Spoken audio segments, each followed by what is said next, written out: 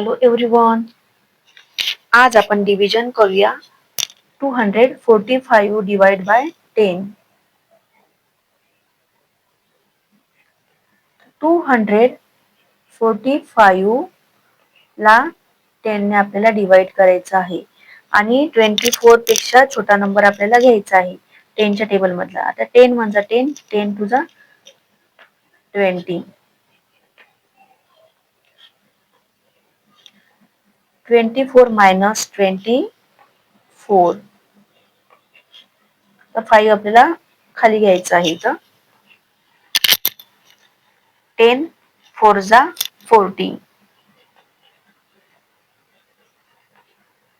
इथं पण आपण तसंच केलंय.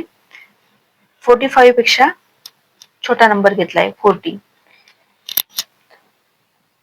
5 मायनस 0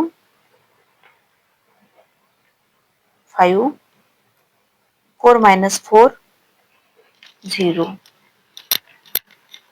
24 क्वोशंट आहे.